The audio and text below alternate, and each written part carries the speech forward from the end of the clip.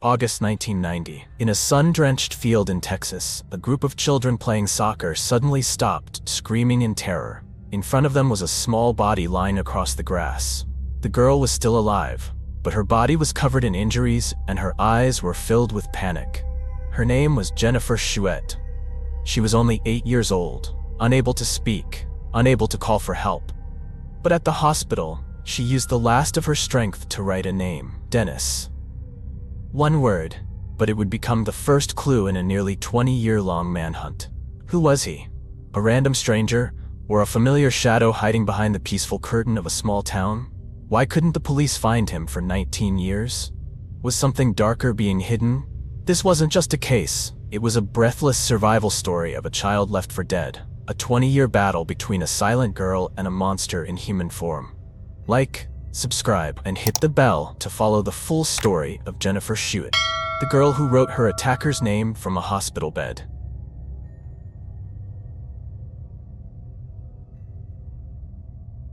Rewind to 1990. Jennifer Schuett, then 8 years old, lived with her mother Elaine in Dickinson, Texas. As a single mother, Elaine worked tirelessly to provide for her daughter. Though life was modest, their home was filled with laughter and love. Jennifer was smart, energetic, and loved learning. But like many children, she was afraid of the dark. She often crawled into her mother's bed to sleep soundly. On the night of August 8, 1990, Jennifer couldn't sleep. Around 2:30 a.m., Elaine woke up and gently suggested Jennifer sleep in her own room. Jennifer smiled innocently and said, "Because I love you, I'll sleep in my own room tonight." But the next morning, a true nightmare began. Elaine panicked when she saw the bedroom window wide open, and Jennifer had vanished without a trace. She ran through the house, tearing through every corner, but Jennifer was nowhere. Sensing something terrible, she called the police. Less than 30 minutes later, police arrived. Initial checks revealed the apartment was easily accessible, lacked security, and the girl's bedroom window faced the parking lot directly. No signs of struggle, no noise reported during the night. The window latch had been moved, no blood present. Only a pillow fallen off the edge of the bed. All signs pointed to an outside intrusion. The ground floor, unlocked window. It was an ideal opportunity for such a crime. An important detail surfaced in the field report. The day before, Jennifer and her mother had visited a new house her grandparents had just bought. While gardening, Jennifer was bitten repeatedly by mosquitoes, causing trouble sleeping.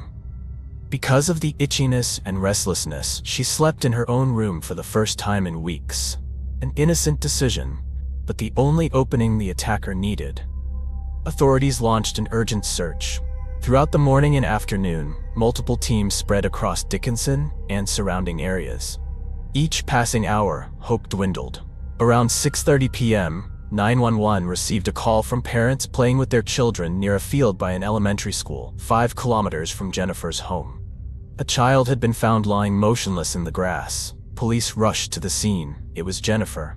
The 8-year-old was severely dehydrated, her body covered in scratches and insect bites. More disturbingly, there was a wound on her neck, and her clothes were disheveled. The worst was feared. Jennifer was rushed to the hospital in critical condition.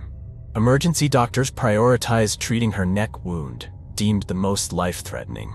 After hours of surgery, the wound was stabilized. Jennifer was out of immediate danger, but had entered a deep state of shock and couldn't speak due to laryngeal injury. Doctors noted signs of severe psychological trauma. She reacted with extreme fear to any male medical staff. This complicated her post-surgical recovery.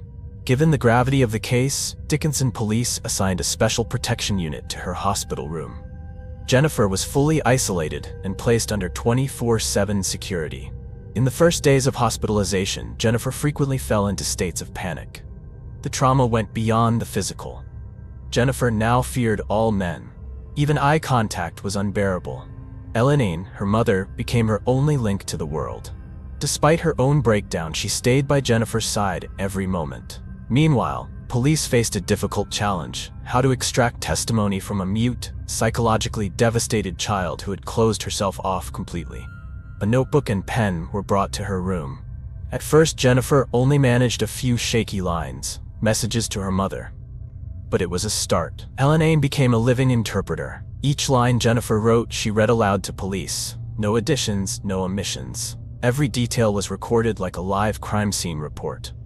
What stunned the investigators, Jennifer's writing was surprisingly clear and detailed.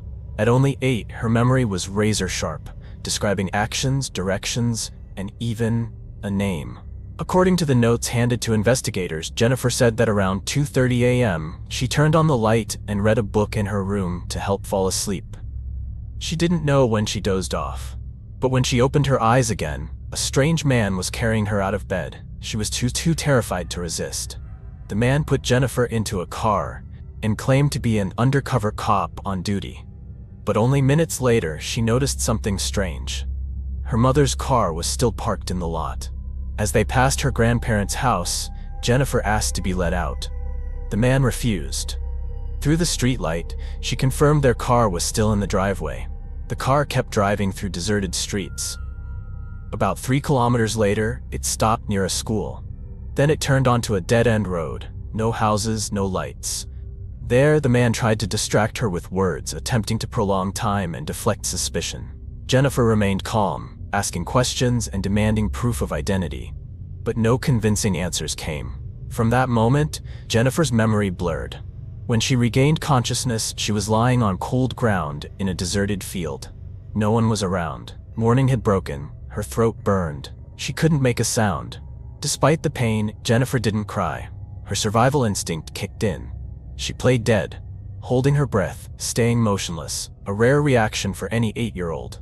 Believing she was unresponsive, the attacker left. He got in the car and vanished. No one knew where he went or how long Jennifer had been left behind. Jennifer tried to call out for her mother, but her throat was scorched. Her larynx severely damaged, only faint moans escaped. The only light came from distant car headlights. Occasionally, she heard the laughter of children, a fragile sound that helped her cling to consciousness. The pain from mosquito bites and injuries prevented her from fully resting. That discomfort unknowingly kept her awake, a subconscious force against slipping into a coma. The next time she opened her eyes, she heard footsteps. A firm voice said, "You've been found. Stay with me. Don't close your eyes." It was a police officer. After being rescued, Jennifer still couldn't speak. She recorded everything about that night using pen and paper. In her first written lines, Jennifer shared a breakthrough detail. He said his name was Dennis.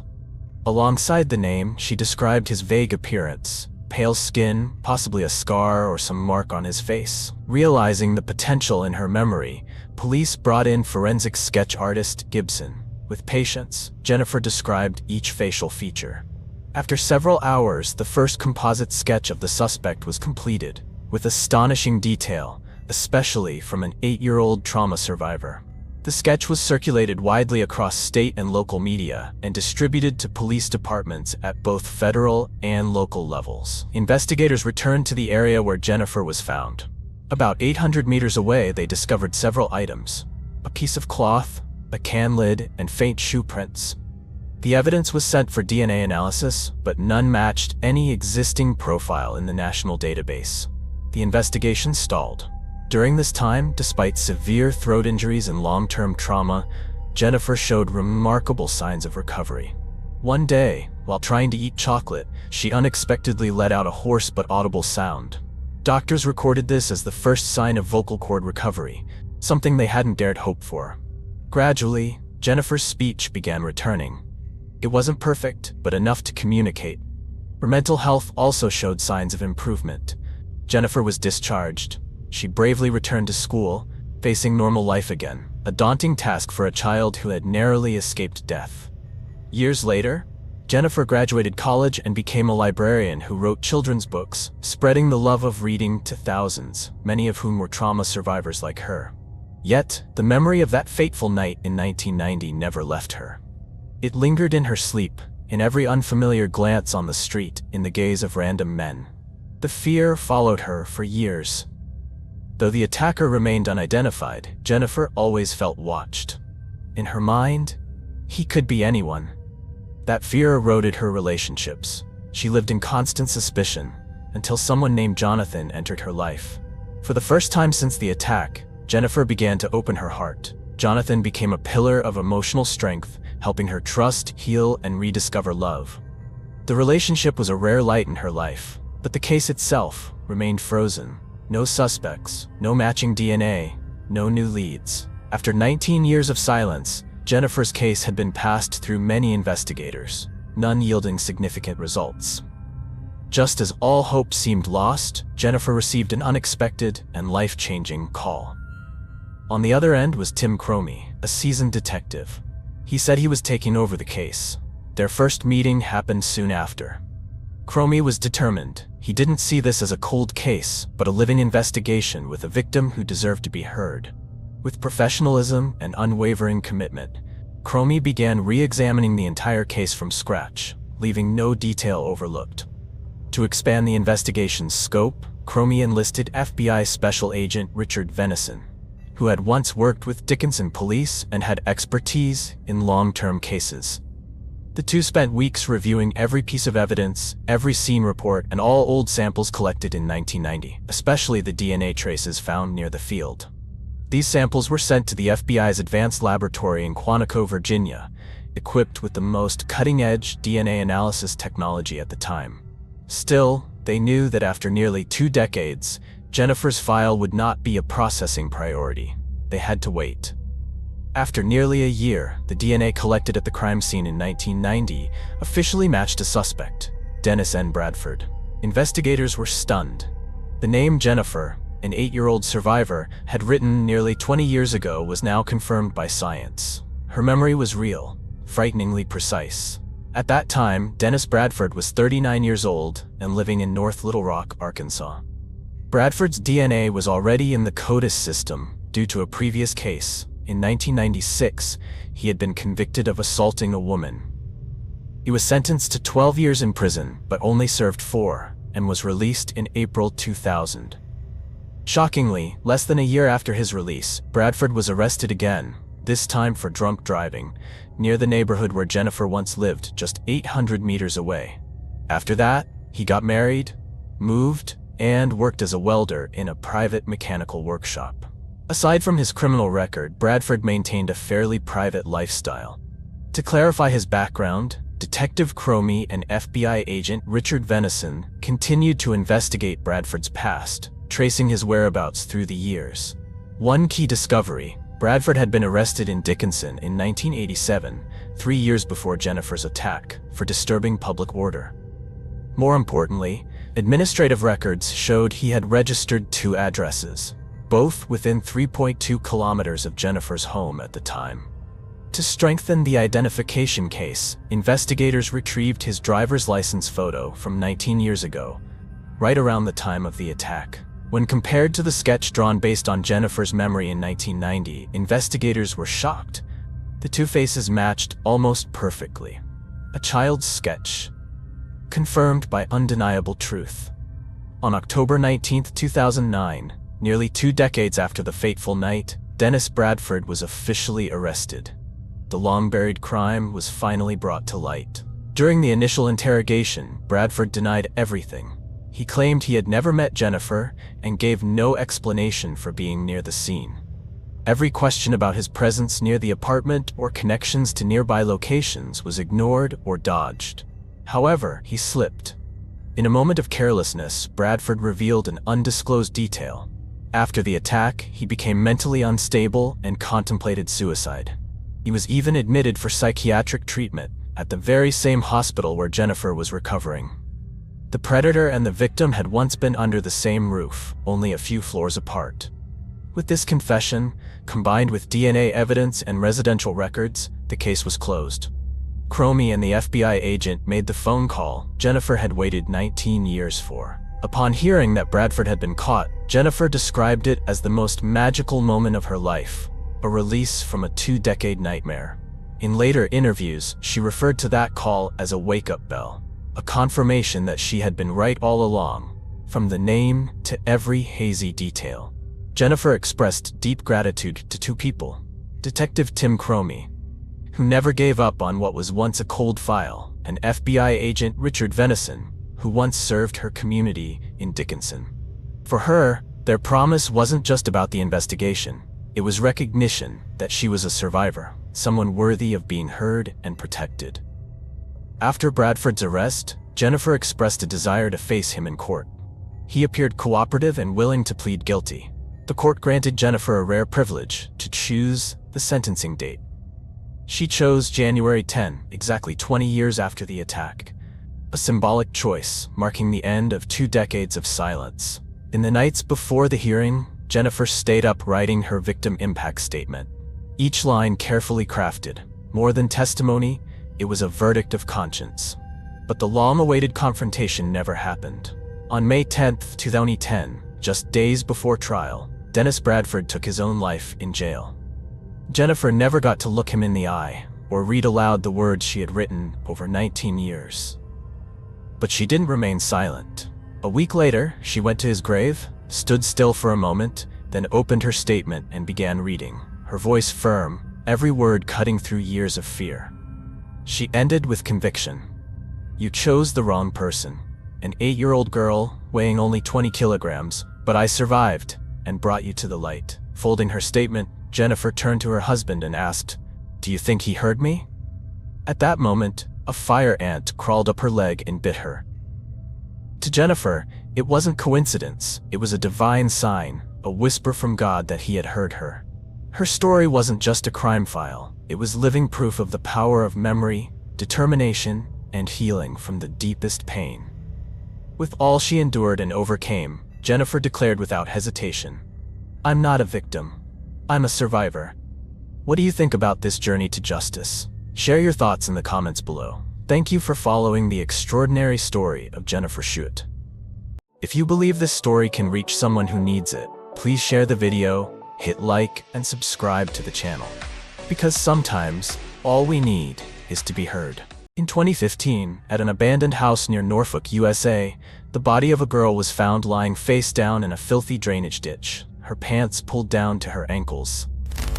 She was Angelica A.J. Hadsell, once a school star and beloved college athlete.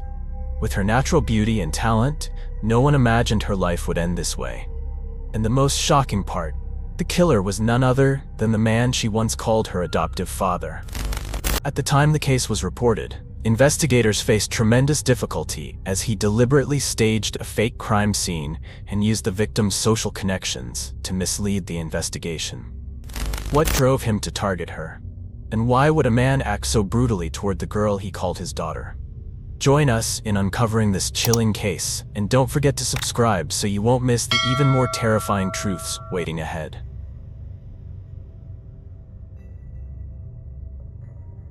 Angelica A.J. Hadsell was a talented softball athlete at Longwood University. Those around her described her as a good kid, intelligent, and strikingly beautiful. But behind the spotlight, she carried a void in her heart. AJ came from a broken family. Since childhood, she had little contact with her biological father. At 8 years old, AJ once hoped to call someone Dad again. That person was Zach Hoffer, her mother's second husband. But that marriage also fell apart, leaving AJ with deep emotional wounds. Then Wesley Hadsell entered her life. He brought with him a warm smile, gentle attention, and a promise of a new family. At 13, AJ broke into tears when he said, "If you agree, I'd like to adopt you as my daughter." From that moment, her family felt whole again. But little did she know, the tragedy was only just beginning. March 2015. Norfolk, Virginia was buzzing with the excitement of spring break. Angelica A.J. Hadsell, 18 years old, an outstanding student at Longwood University, returned home after a demanding semester. During this time, AJ was emotionally fragile, struggling with the heartbreak of a recent breakup. Meanwhile, Wesley Hadsell, AJ's adoptive father, had been kicked out of the house for drug use and was living in a cheap motel nearby. March 2nd. AJ left home without saying exactly where she was going. By late afternoon, the family received a cold message from her. "I'm hanging out with friends. I need time to think." The message didn't sound like her, but the family accepted it. Perhaps she needed space after her emotional upheaval. That evening, AJ's mother came home. The door was unlocked. The living room was messy, clothes half folded, her wallet and phone still on the sofa. On the table lay a handwritten note. "Dear Mom, with everything going on, it's been hard to get through." No one believed AJ wrote that note. She would never leave without explaining or leave behind such an oddly worded message. The family scattered to search, asking friends, visiting all the places AJ usually went, but with no results. With no other choice, the family reported her missing to the police. Investigators quickly arrived at the scene. The front door was ajar, but there were no signs of forced entry. On the table were half-folded clothes. On the sofa, AJ's wallet, phone, and ID left completely untouched. Something was clearly wrong. In any missing person case, especially for someone AJ's age, personal belongings like these would never be left behind. AJ's friends were called in for questioning. They all said the same thing. AJ wasn't the type to go out and unwind and leave everything behind. She was responsible, disciplined, always letting people know where she was going and when she'd be back. Disappearing like this was unheard of. Wesley Hadsell, 36 years old, was present at the scene with his wife. He appeared deeply worried and told police he had last seen AJ around noon on March 2nd. According to Wesley, they coincidentally ran into each other at a gas station.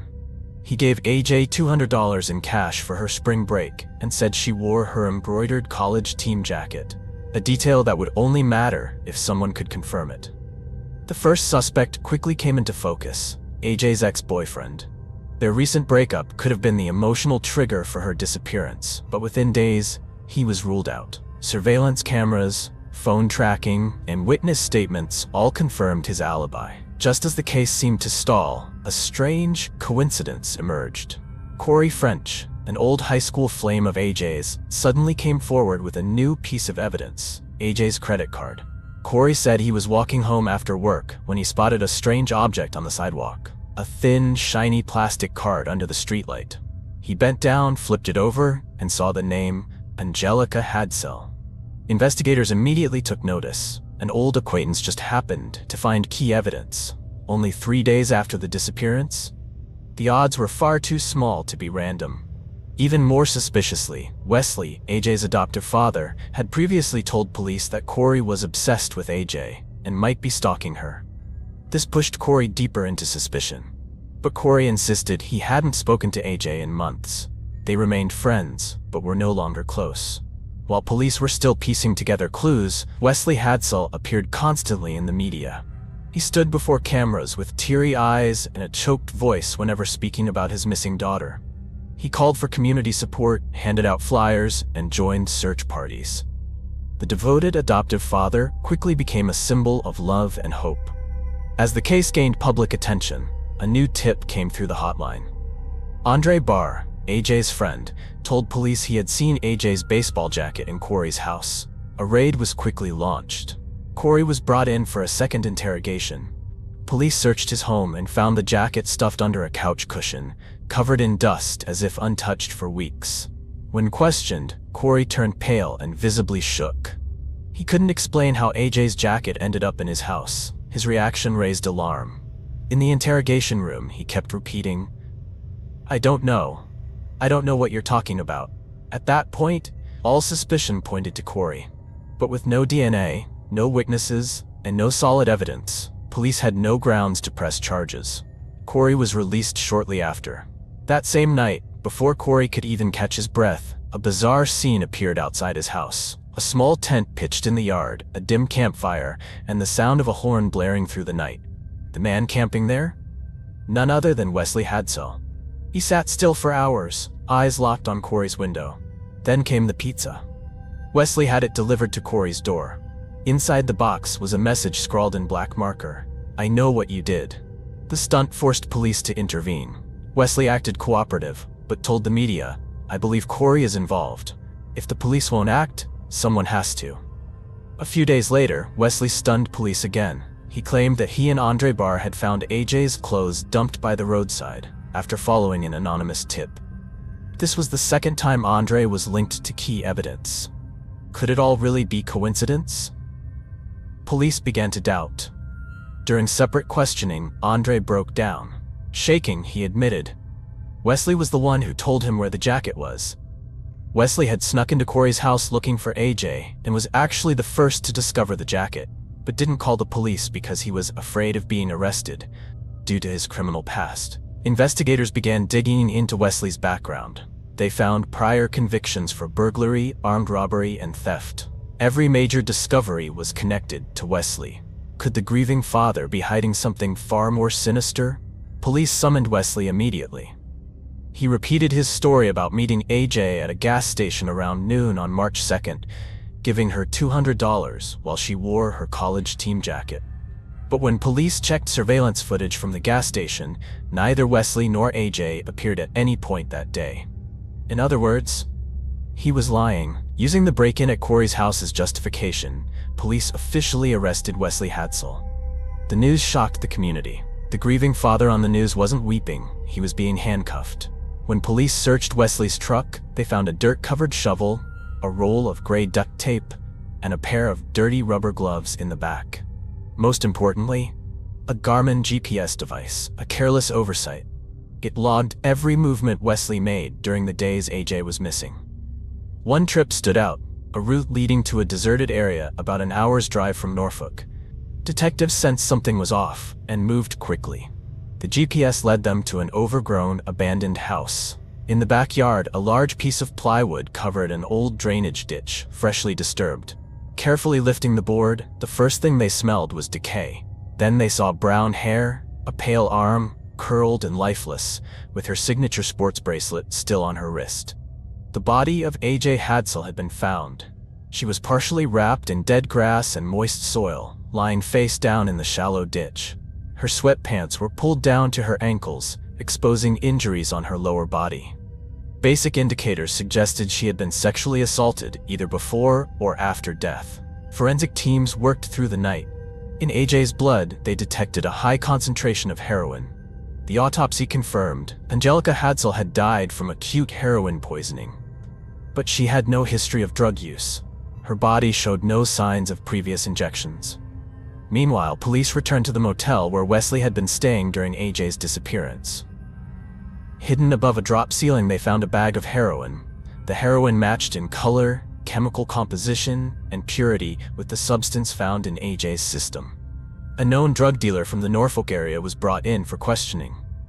After several interrogations, he admitted he sold heroin to Wesley on the day AJ went missing. The puzzle pieces started fitting together. The first theory emerged. Wesley returned home when no one was around, overpowered AJ, and forced her to write a staged note. Then, he injected her with heroin, triggering an overdose, and hit her body. Throughout the process, he used AJ's phone to send fake messages saying she had gone out with friends and needed time.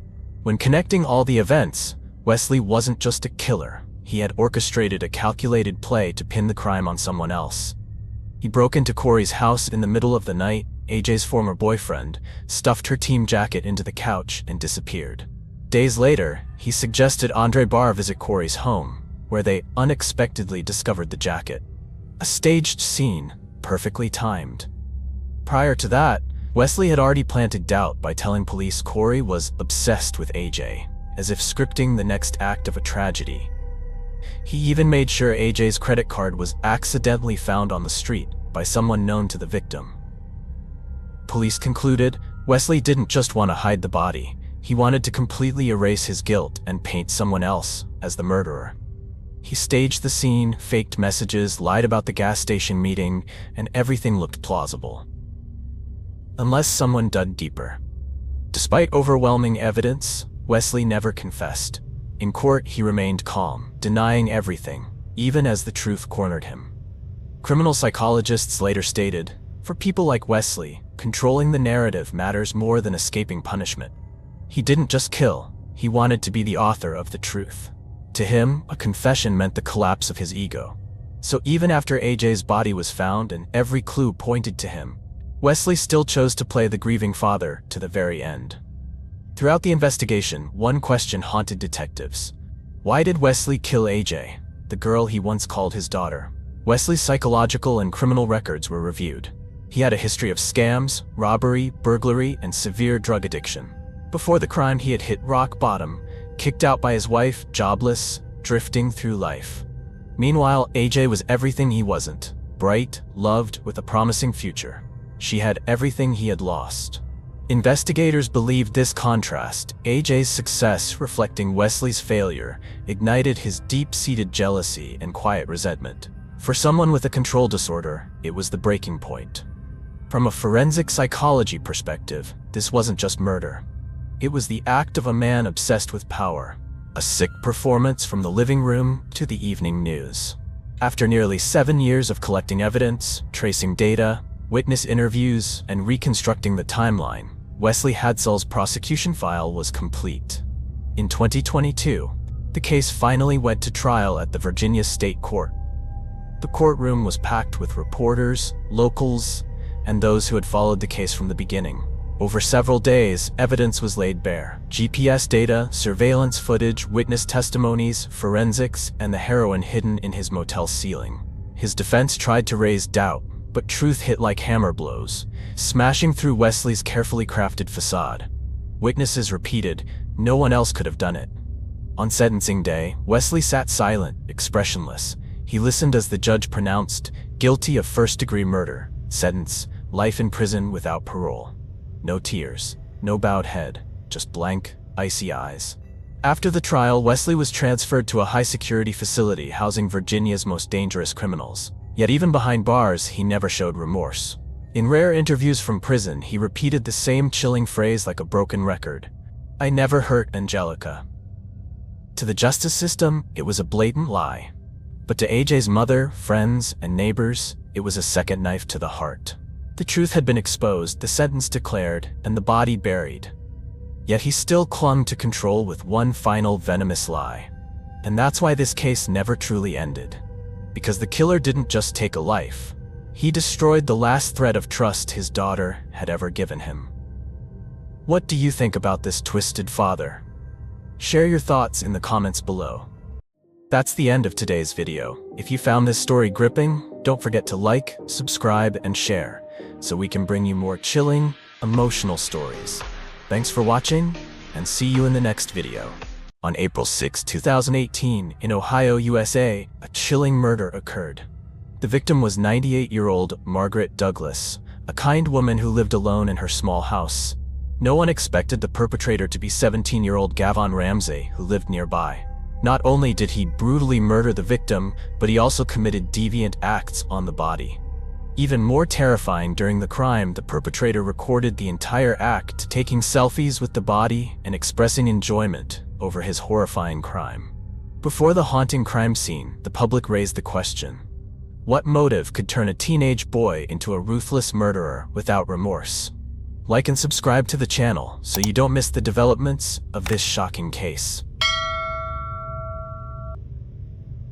On an evening in April 2018, in Wadsworth, Ohio, a young couple went to the police station to report the unusual disappearance of 98-year-old Margaret Douglas, who lived alone in her home. Margaret Douglas was born on September 15, 1919, in Akron, Ohio, in a family with 3 siblings. In her 20s, she met Donald Douglas at a local church. Love quickly blossomed, and soon after, they officially became husband and wife with the blessing of family and friends. After getting married, they moved to Wadsworth, a peaceful suburban town. Although they had no children, their home was always filled with the laughter of children. Margaret and Donald always gave special love to their friends and neighbors' children, often caring for, playing with, and looking after them as if they were family. The two shared a passion for travel and baseball, enjoying every precious moment of life together. In 2000, Donald, her life partner for over half a century, passed away at the age of 80 after a long battle with illness. His passing was a great loss for Margaret. However, with her resilient spirit, she gradually adapted to life on her own. Although she was in her 80s, she remained in good health and maintained admirable independence. Every day she maintained the habit of walking in the park, while the surrounding neighbors were always ready to help her with chores such as cleaning, taking out the trash, and mowing the lawn. Howard is Margaret's grandson. He frequently visits her, caring for and helping her with household chores, ensuring she doesn't feel lonely living alone. That day, Cindy, Howard's wife, who also regularly helped Margaret clean her house, came as usual. Initially, Cindy thought Margaret had gone out for something, so she continued with the tasks before leaving. However, by 6 p.m., Howard called Cindy, sounding worried. He said he had gone to the house to mow the lawn as planned, but still hadn't seen Margaret. According to Howard, she had promised to prepare dinner for him, but after 2 hours of working in the yard, he still hadn't seen her. When he called, he found her phone was turned off. Feeling something was wrong, Howard and Cindy decided to call the police. Then, they, along with an officer, went back to Margaret's house to check. At the scene, the police found no signs of forced entry, but discovered a chair overturned in the living room. After searching further, they were shocked to discover Margaret's body in the basement. The police confirmed the victim was Margaret Douglas. Her clothes were torn, and the button of her nightgown was undone, indicating the possibility of an assault. Bruising was visible on her neck, showing signs that her neck had been subjected to significant force. The autopsy confirmed the cause of death as mechanical asphyxia, with the estimated time of death being about 2 to 3 days before the body was found. Immediately, the police began to investigate the scene to collect crucial evidence. Margaret's wallet was missing, leading the police to suspect this might have been a robbery, followed by the perpetrator attacking and assaulting her to cover up the crime. Next to the victim's body, the police found a footprint with dark red liquid on it. In the backyard, the police found a disposable rubber glove. DNA testing revealed that the outside of the glove had Margaret's DNA, while the inside contained DNA from an unidentified man. Initially, Howard and Cindy, the firsts to discover the situation, were considered prime suspects due to their close relationship with Margaret and their knowledge of her routine. Howard had called Margaret several times on the day of the incident, but did not receive a response. This matched his statement that he tried to reach her but got no answer. Cindy also sent a message in the morning asking if she needed help, but received no reply. If they were the perpetrators, they wouldn't have called the victim repeatedly after the crime. The police compared the DNA sample collected from the glove at the scene, but the results did not match their DNA. Furthermore, when the police examined Howard and Cindy, they found no scratches or physical signs on them that could be related to a struggle with the victim. Furthermore, traffic cameras near Margaret's house recorded footage showing Howard and Cindy at other locations during the time the victim was murdered. Local residents confirmed that on the morning of the murder, Cindy came to the house to clean, but left shortly after with no suspicious behavior. On the evening of the murder, Howard went to work as usual. His co-workers confirmed his working hours, eliminating the possibility that he was at the scene when Margaret was killed. More importantly, Howard, Cindy, and Margaret had a very harmonious relationship. They were the ones who frequently took care of Margaret. There was no reason for them to harm her. After reviewing all the evidence, the police concluded that Howard and Cindy had no motive for the crime. Therefore, they were cleared of suspicion and continued to assist the police in the investigation. Cindy and Howard provided the police with a list of people who frequently interacted with Margaret. Among them was David, an old neighbor who occasionally visited and helped Margaret with tasks like taking out the trash and getting the mail. The police quickly found David's phone number, but were unable to contact him. His sudden disappearance led the police to consider him a potential suspect. At the same time, during the investigation, the police noticed a strange man. He was standing outside the house, continuously asking neighbors and those around about the progress of the investigation.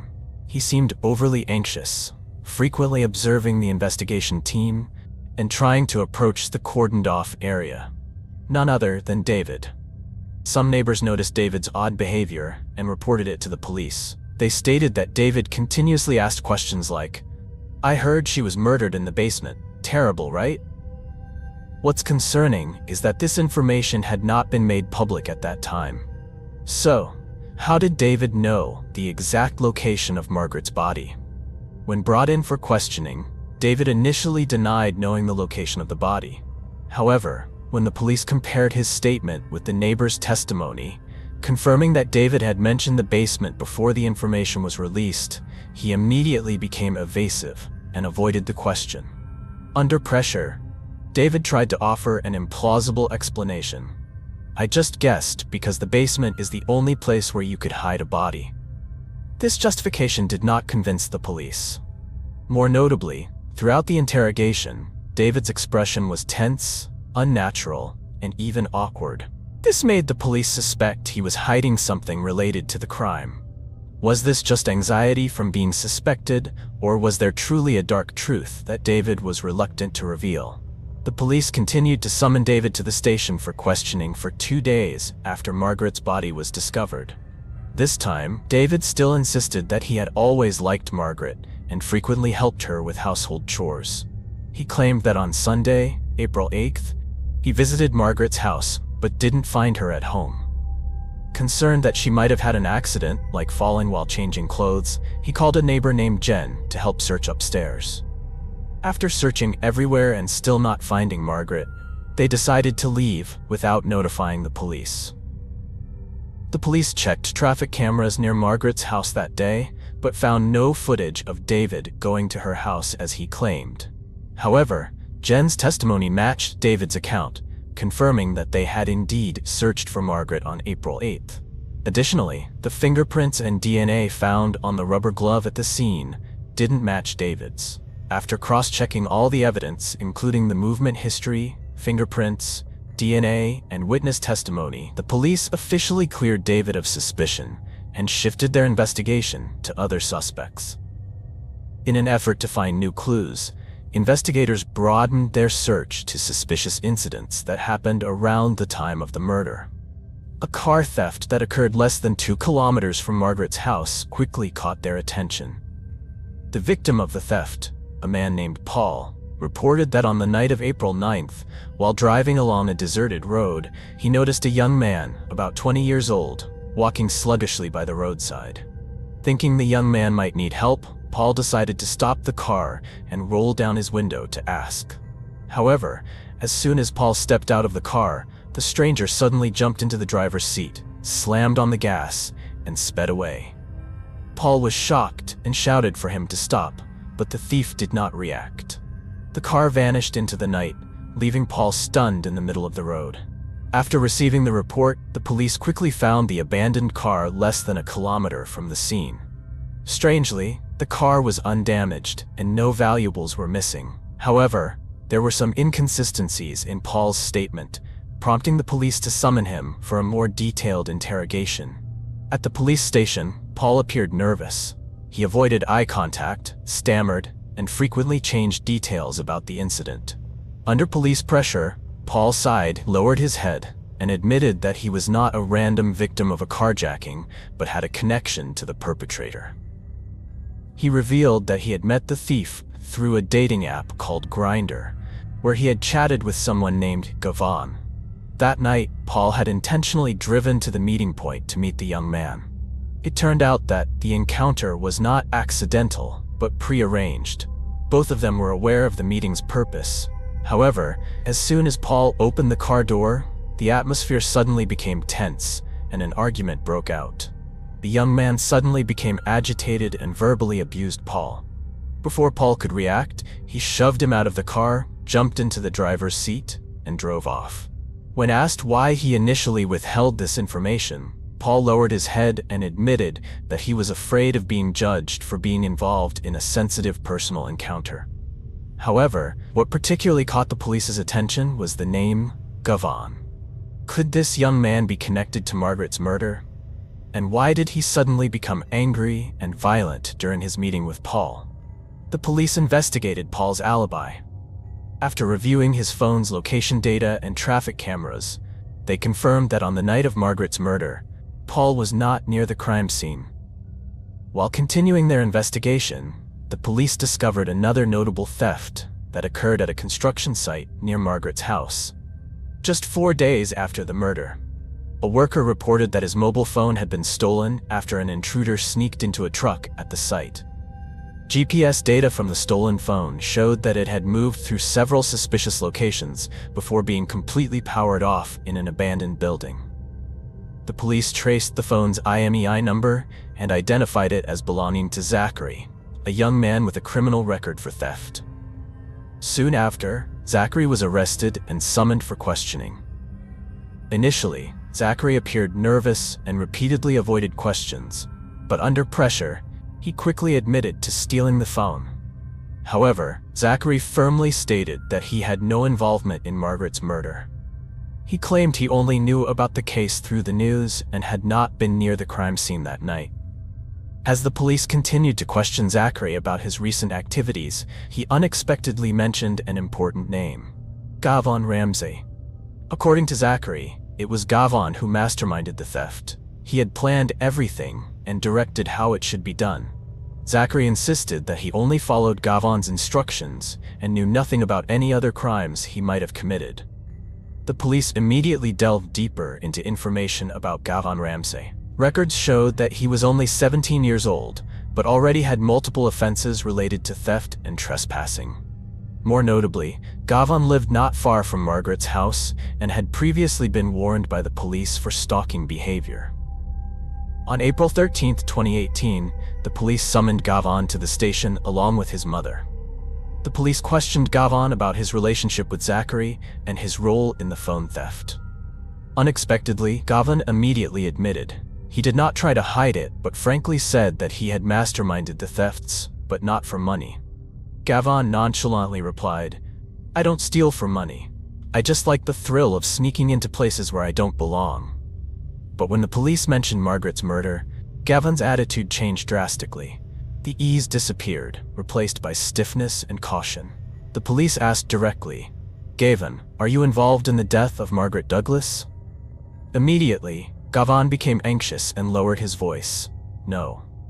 I don't know anything about that." The police requested to check Gavon's phone, initially just to look for evidence related to theft, but they did not expect that what they were about to discover would be even more horrifying. A hidden folder in Gavon's phone was found, titled Darkness with the password Death Plan. When they opened the folder, the police shuddered at what was inside.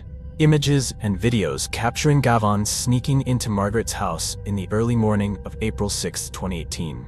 The most terrifying was a video capturing the moment Gavon stood watching Margaret as she slept on the sofa. A while later, the video showed Margaret suddenly waking up, looking terrified as she realized a stranger was inside her house. Although Gavon's face did not appear in the video, the gloved hand seen in the footage matched the glove found in Margaret's backyard. Realizing this was crucial evidence, the police immediately summoned Gavon for another interrogation and simultaneously obtained a search warrant for his house. In Gavon's room, the police found Margaret's wallet, a vital piece of evidence in the case. Not only that, but they also discovered a disturbing journal. In it, Gavon wrote about his twisted thoughts, expressing admiration for Ted Bundy, a notorious serial killer. The words in the journal sent chills down the police's spine. Murder is also an art. Not everyone has the courage to execute it. This journal revealed Gavon's distorted psychology and motives, further solidifying the strong evidence against him. Particularly, in a journal entry dated January 18, 2018, just a few months before Margaret's murder, Gavon wrote, "I want to make someone stop breathing. I want to know what it feels like to stand next to someone who has been set free." These chilling words further convinced the police that Gavon was indeed the killer. Finally, on April 16, 2018, 17-year-old Gavon Ramsay was arrested. But what turned a teenager into a murderer? To understand this crime, let's delve into Gavon's troubled past. Gavon Ramsay was born on March 20, 2001, growing up in a family with his parents, 3 siblings, and his grandmother. The residents of the neighborhood where he grew up remember him as a kind-hearted, somewhat shy boy who was always willing to help others. However, at the age of 7, unusual signs began to appear. Gavon's teachers noticed he displayed abnormal behavior, often losing focus, being irritable, and having difficulty controlling his actions. They advised his family to seek medical evaluation. The diagnosis confirmed that Gavon had attention deficit hyperactivity disorder, ADHD. He was prescribed medication, but the results were not as expected, forcing doctors to constantly adjust his treatment plan. However, Gavon's condition did not improve. Instead, he became increasingly aggressive, violent, and exhibited antisocial tendencies. In 2011, when Gavon was 10 years old, he was assaulted by a neighbor. Gavon's parents decided not to report the incident to the police, as they did not want their son to endure a stressful investigation. Instead, they took him to see a psychologist for support. That same year, Gavon was caught carrying a weapon to school for self-defense. By 2012, he had stopped taking all prescribed medications, despite doctors' advice. Around this time, Gavon began abusing alcohol and drugs, and his mental state worsened. At 15, Gavon faced two major shocks. His best friend's sudden death left a deep void in his spirit. Meanwhile, his father was diagnosed with leukemia, plunging the family into grief and pressure. These losses severely impacted Gavon's psychology, leading him into a deep mental crisis. A year later, at 16, Gavon began stealing money from his parents and others to buy drugs, trying to escape his painful reality. At the same time, he started engaging in more dangerous behaviors, frequently sneaking into homes and businesses, vandalizing property, and even graffitiing public structures, seemingly in search of control. In 2016, Gavon was charged with trespassing and was required to provide a DNA sample for police records. Though released, he continued violating probation rules, forcing authorities to closely monitor him and mandate continued psychological treatment. By January 2018, Gavon's condition had worsened. He became addicted to alcohol and drugs, unable to control himself, forcing his family to send him to rehab. However, Gavon refused rehab, fueling his anger and aggression, which escalated to the tragic murder of Margaret on that fateful night. On November 5, 2019, Gavon Ramsay's trial was set. Gavon did not admit to his crimes but accepted the prosecution had enough evidence to convict him. This decision puzzled many, as it was unclear whether Gavon truly felt remorse or was merely trying to reduce his sentence. The defense attorney argued that Gavon was affected by psychiatric medication, which could have triggered his loss of control. Immediately, the prosecutor dismissed this argument, stating that Gavon had shown violent tendencies long before using any medication. In the end, Gavon Ramsay was sentenced to life imprisonment without parole. In February 2020, Gavon filed an appeal on two main grounds. He was under 18 at the time, and life imprisonment without parole was too harsh. In March 2020, the court rejected the appeal, upholding the original sentence. Margaret's family declared that they would attend all future hearings to prevent Gavon from ever being granted parole.